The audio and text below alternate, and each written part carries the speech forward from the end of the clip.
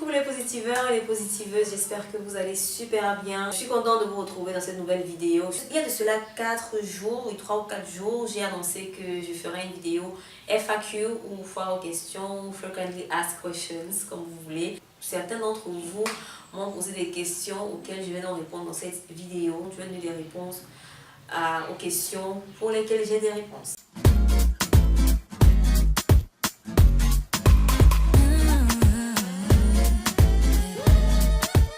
Je vais commencer par YouTube. Bon, certaines personnes n'ont pas vraiment compris le concept, c'est pas grave, il y aura d'autres occasions, peut-être avec cette vidéo. Je vais commencer par la question de Stéphane Franc-Dieu-Mou qui dit: vous viendrez au Cameroun quand? Je suis au Cameroun en ce moment, donc je n'ai pas besoin de venir au Cameroun. Donc je suis au Cameroun, plus précisément à Douala, donc parfois à Yaoundé. En ce moment précis, je suis à Yaoundé, mais souvent je suis à Douala. La deuxième question, c'est celle de Aya Fleur de Peau.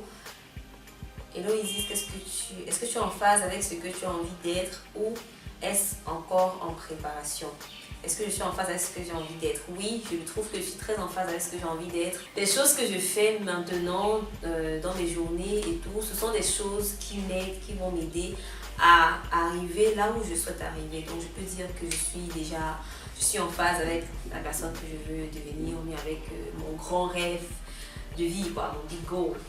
Est-ce que tu pourrais tout quitter par amour? Si c'est moi qui aime quelqu'un, est-ce que je pourrais tout quitter pour cette personne? Si c'est ce que tu veux dire dans cette question, alors je crois que non. Parce qu'en amour, il n'est pas question de se compromettre soi-même.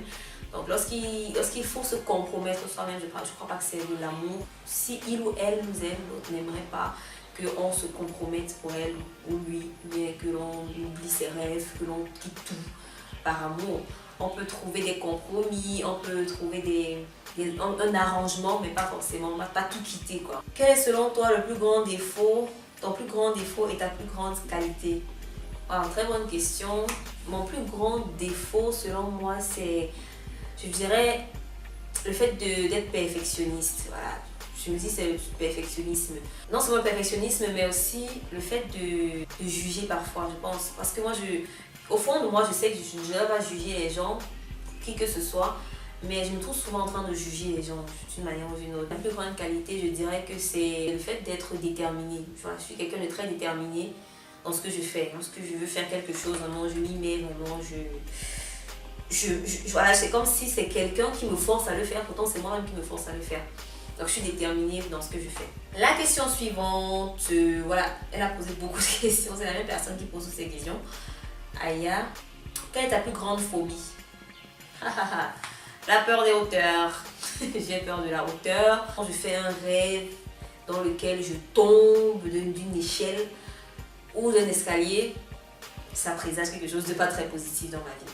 C'est pour ça que un jour dans ma vie, j'aimerais bien faire des expériences pareilles, genre sauter d'un avion en parachute ou bien sauter d'une falaise en parachute, ce genre de choses juste pour supprimer cette phobie de ma vie. En tant qu'ingénieur de génie civil, il y a parfois des occasions où je dois monter, je dois être sur l'étage, sur une dalle très dangereuse. Voilà, tu es au-dessus tu es sur un bâtiment, sur une dalle qui n'est même pas encore terminée, donc tu peux tomber à tout moment et tout, il n'y a pas de protection en bas.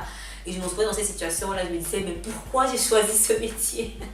Donc il faut pouvoir s'adapter à ce genre de situation quand on est ingénieur, donc il faut que je m'adapte. La question suivante, très belle, c'est pas une question, salut, c'est pas une question. Voilà, il y a quelqu'un, Guillaume Michigan, qui m'a posé une question. Mais je ne pourrais pas répondre à la question parce que je n'ai pas les éléments de réponse à sa question. Est-ce que tu penses qu'il est possible de modifier le passé avec le Reiki? On peut ouvrir une fenêtre. Bon, il a mélangé la question et l'explication. Finalement, je ne sais pas où est la question. Je suis désolée, Guillaume, mais je n'ai pas de réponse à ta question, pour le moment du moins. Allons sur Instagram. Chimon DSB qui m'a posé la question: comment gérer nos émotions? Si ce sont des émotions positives dont il s'agit, pourquoi gérer? Il suffit de s'exprimer ses émotions. C'est la meilleure manière de gérer les émotions positives. S'il faut pleurer de joie, vas-y, pleure de joie. S'il faut danser, vas-y, danse, crier de joie, vas-y. Mais s'il s'agit des émotions négatives, c'est pas toujours positif d'exprimer ça en présence des gens. Donc ce que je conseille, c'est d'exprimer ces émotions négatives, mais le moins possible, enfin le plus possible seul, ou bien le plus possible quand la personne est disposée à nous écouter. Sinon ça crée le feu, bien ça crée un feu et puis ça empire les choses. Donc si tu ressens de la colère ou bien tu es souvent triste et déprimé et toutes ces émotions négatives, ça dépend vraiment des émotions. Chaque émotion a, je dirais, son médicament. Hein, donc, mais là, le meilleur moyen de gérer ces émotions-là, c'est en les exprimant, selon moi. C'est en disant ce qu'on ressent à quelqu'un, en essayant de remplacer ces émotions par des émotions positives. Et le meilleur moyen de le faire, c'est en faisant des choses qu'on aime, en étant avec des gens qu'on aime, en ayant des activités qui nous épanouissent, dans lesquelles on se sent épanoui. Donc je pense que c'est comme ça que tu peux gérer facilement tes émotions. Parfois l'écriture aussi est un excellent moyen d'écrire ce qu'on ressent dans un journal, faire des vidéos, en parler de ça avec toi-même, faire un enregistrement. Moi, ce qui me soulage parfois, c'est de faire un enregistrement ou une vidéo dans laquelle je parle, mais je ne publie pas la vidéo. Après, je vais regarder la vidéo et je vais supprimer la vidéo. Donc ça me permet juste de m'exprimer. L'expression est très importante quand on veut gérer ses émotions. J'espère que tu as répondu à la question. Servane TV pose la question: quel est ton rêve? Mon rêve, très très grande question. C'est assez personnel, mais je vais quand même vous donner le big picture, l'image générale de mon rêve. C'est d'impacter les gens, d'impacter surtout les gens en Afrique avec le développement personnel. Donc de pouvoir changer positivement des vies grâce au développement personnel, d'aider les gens à prendre conscience de leur potentiel. Et une autre chose, c'est aussi d'avoir plusieurs entreprises, mais surtout une entreprise de vêtements, de textile, des vêtements. Donc c'est ça mon rêve, une entreprise qui fabrique du textile et qui a aussi une marque de vêtements. Forcément aussi être avec une personne que j'aime, ce qui est déjà le cas, vivre de belles expériences, voyager à travers le monde. Ce genre de choses quoi. C'est vraiment ça mes rêves en fait. Donc c'est l'image générale, le big picture. Zumgang demande, Zumgang, pour toi, comment se fixer des objectifs et se discipliner pour les atteindre? Ça c'est exactement la question pour laquelle j'ai fait une vidéo intitulée 5 étapes pour se fixer des objectifs atteignables. Donc s'il te plaît, regarde la vidéo, la fiche est sur quelque part. Tu auras même 2 vidéos sur le sujet. Donc c'est déjà répondu. Ok, Salade de Fille nous pose la question. Encore une question sur les lois de l'univers. On dit quelque chose sur la médiumnité. Est-ce une bonne chose ou pas? Tout ce qui est horoscope, tarot, etc. Ok, bon. Tout est relatif. Tout dépend de ce que vous faites de chaque chose. Si tu utilises la médiumnité, les horoscopes, le tarot pour être heureuse ou bien pour être bien avec toi-même et avec les autres, tu ne fais aucun mal à personne et tout. Moi, je pense que c'est pas négatif. Maintenant, une chose très importante qu'il faut savoir, c'est qu'il ne faut pas se fier aux choses extérieures ou bien s'abandonner aux choses extérieures pour notre bonheur intérieur. Je veux dire, ton bonheur vient d'abord de l'intérieur, vient d'abord de tes pensées, de la manière dont tu penses, de la manière dont tu réagis au monde, de la manière dont tu te comportes en fait. Ça vient de l'intérieur. La réponse, la solution vient toujours de l'intérieur. Parce que beaucoup de personnes aujourd'hui cherchent des moyens extérieurs pour répondre à leurs questions. Pourtant, on a toujours notre voix intérieure qui nous parle. On a toujours cette intuition qui nous parle, mais on n'arrive pas toujours à l'écouter. Donc on va maintenant vers des choses extérieures à nous pour trouver des réponses comme le tarot, les horoscopes, la médiumnité, des gens qui vont nous dire que ton avenir sera comme ci, comme ça. Et même si un médium te dit quelque chose, bien qu'une expérience va t'arriver ou qu'un horoscope te dit qu'une expérience va arriver, selon moi, mon avis personnel, ce n'est pas toujours ça qui va arriver. Ce n'est pas forcément à 100% vrai parce qu'on est responsable de notre vie. Donc si on te dit que demain tu vas faire un accident, c'est quand tu vas croire en toi que demain tu vas faire un accident, bien quand tu vas croire que c'est vrai, alors tu as des possibilités, tu as beaucoup de chances de faire un accident demain. Mais si on te dit que demain tu vas faire un accident et qu'au fond de toi tu es zen, tu es tranquille, tu n'y crois pas, tu te dis non, ma vie est entre les mains de l'univers, ma vie est entre les mains de Dieu, je suis protégée, je suis blindée, je suis en sécurité. tu vas voir que tu vas changer ta réalité, tu vas changer ton destin. En résumé, je pense qu'il ne faut pas totalement et simplement et uniquement se fier à ces outils. Il faut surtout travailler à l'intérieur et maintenant ces autres-là peuvent être des plus pour nous aider à affûter nos capacités, nos sens et affûter même notre intention, affûter même notre clairvoyance concernant certains aspects de notre vie. À présent, je vais passer à Facebook. Patrick Moussango demande: croyez-vous à un éventuel paradis sur la terre? Si oui, par quel procédé? Ok, bon, le paradis sur la terre, ça dépend. Est-ce que tu parles du paradis sur la terre dont parlent certaines religions où la terre se transformer en un paradis?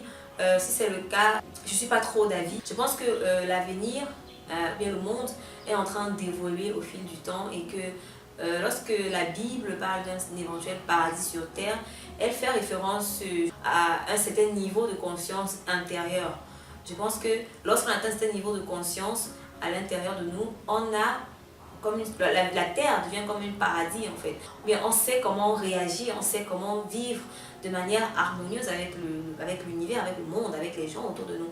On sait, en fait, on est en paix à l'intérieur de nous dans le paradis qui est caractérisé par la paix, par l'amour, par plus de guerre. Je pense que c'est une métaphore qui veut dire la paix intérieure, l'éveil de conscience. En fait, on atteint l'éveil de conscience, c'est ça le paradis en fait, notre paradis intérieur. Donc je ne crois pas que la terre va se transformer à un jour précis, la terre va se transformer en paradis, tout va devenir vert, tout va devenir beau, tout va devenir la paix. Donc non. Peut-être qu'on arrivera à cette phase-là. Plus les gens vont s'éveiller et plus les vibrations de la terre, de la planète Terre seront élevées et plus il y aura des chances que la terre se transforme en paradis parce que les gens auront pris conscience de ce qu'il faut faire pour que cette terre devienne un paradis, pour éradiquer les guerres, les maladies et tout ce genre de choses. Les gens auront pris conscience. Donc ça commence par une prise de conscience individuelle qui va se transformer en une prise de conscience mondiale, globale.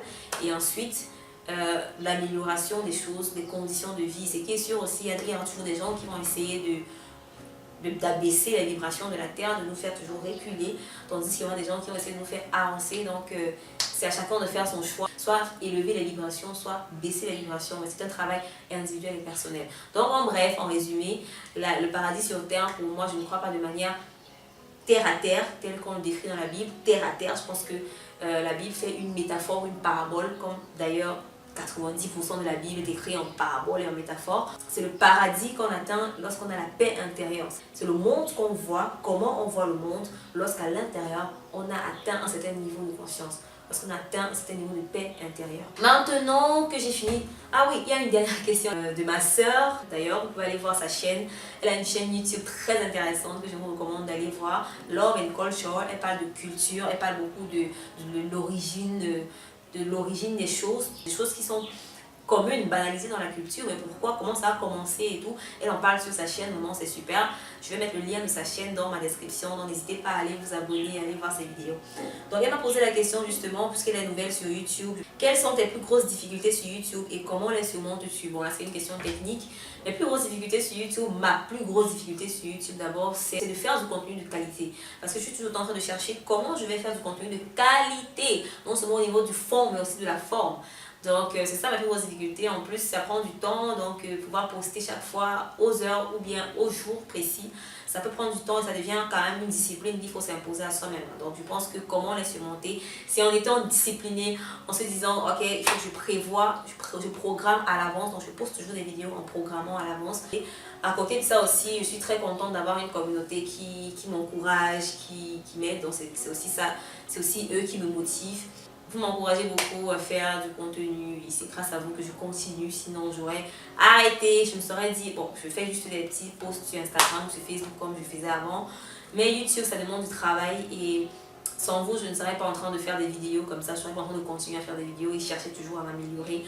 Donc merci à vous et merci d'avoir regardé cette vidéo. J'espère qu'elle vous a plu. J'espère que maintenant on se connaît un peu plus et vous connaissez un peu plus ma manière de voir le monde. Laissez-moi en commentaire ce que vous avez pensé de cette vidéo, vos avis aussi sur les questions comme par exemple ma plus grande qualité, mes plus grands défauts. Ce que vous pensez, est-ce que le paradis existe, que vous pensez de la médiumnité, du tarot, de l'horoscope et tout ça. Donc répondez aussi aux questions avec moi. On échange, je vois un peu comment vous pensez. Je vous souhaite beaucoup d'amour, beaucoup de bonheur, beaucoup de bisous que je vous envoie. On se retrouve dimanche, oui, pour la prochaine vidéo. D'ici là, portez-vous bien. Surtout restez positif et optimiste. Bye bye.